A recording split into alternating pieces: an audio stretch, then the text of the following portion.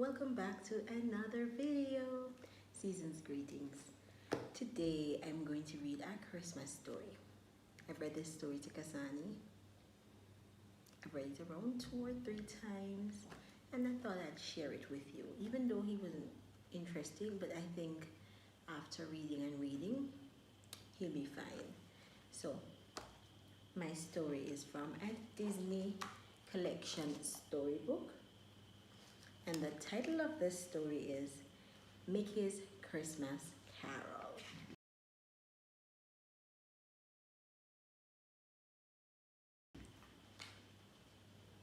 It was Christmas Eve, but old Ebenezer Scrooge didn't care that it was the best holiday of the year. Poor Bob Cratchit, who worked for Scrooge, had to ask if he could have a Christmas day off. It took all of Cratchit's courage to face his mean boss. "Christmas!" shouted the miserly Scrooge. "Bah, humbug!" But he gave his permission. Poor Cratchit hurried home to his family before Scrooge could change his mind. Just then, Scrooge's nephew Fred stopped by. "Come join us for dinner, Uncle," he offered. The old man just scowled. "Christmas! Bah, humbug!"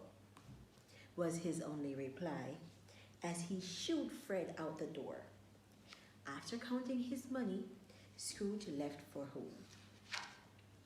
Sinking into his favorite chair after a bit of dinner, Scrooge began to doze off. Suddenly, he sat up with a start. Clink, clank, clink, clank.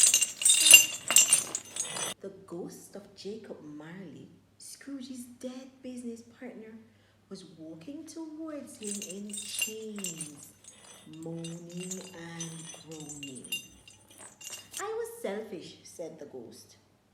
"As I carry these chains through eternity, so will you, Scrooge." "No," Scrooge cried. "I must be dreaming. It can't be." "Help me, Jacob. Tell me what I must do." "Tonight," Marley said, "3 spirits will visit you. Listen to them and do as they say." When the ghost disappeared, Scrooge shook his head. "I need to sleep," he thought. Perhaps it was a bit of indigestion. He had just fallen asleep when the alarm clock started to ring. There on his night table stood a fellow. "I'm the ghost of Christmas past," he said. The ghost held out his hand. "I'll take you to a Christmas of long ago." Scrooge and the spirit flew through the air. They stopped at a house filled with music and laughter and people. There was a holiday party going on. "Why, that's me when I was young," Scrooge sighed. "There's old Fezwick. He gave me my first job. And there's my lovely Isabel." The spirit reminded Scrooge that gold had taken the place of love in his heart. Scrooge turned away.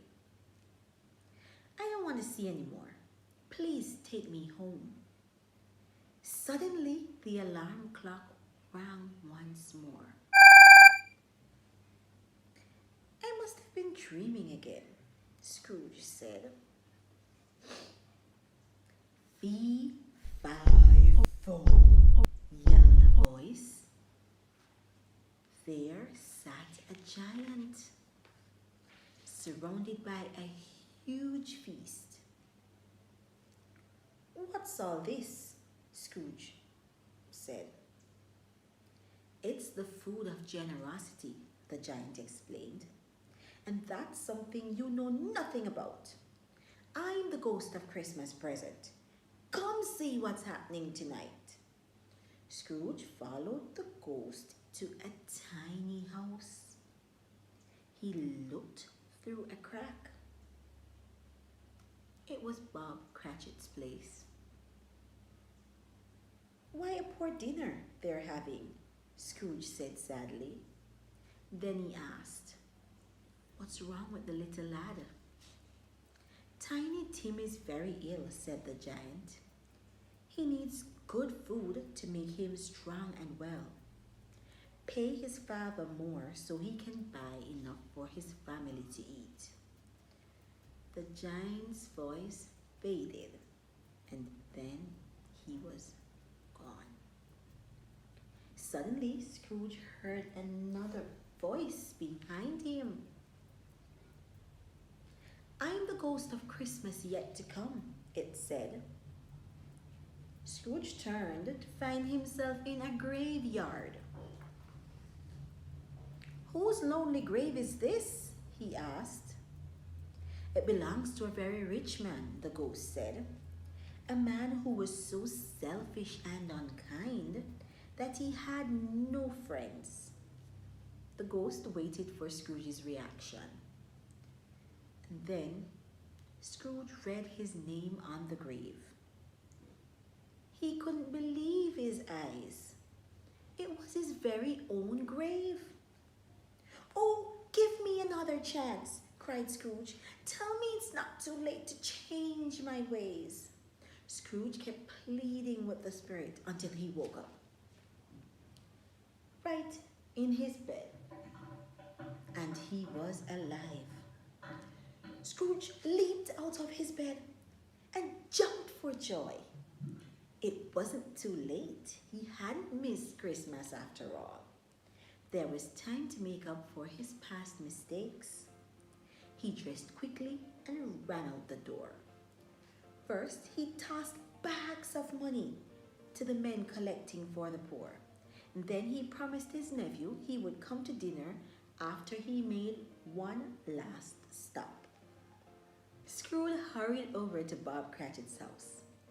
He brought toys for Tiny Tim and the other children and a wonderful Christmas dinner.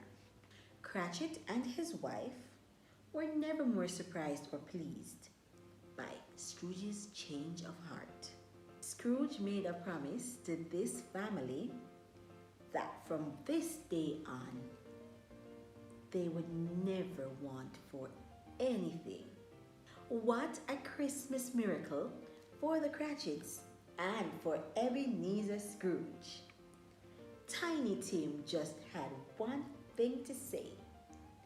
God bless everyone. The end. Thank you guys so much for watching. I hope you enjoyed the story. Comment down below which part was your favorite part. And remember, be kind this Christmas. Share and show love.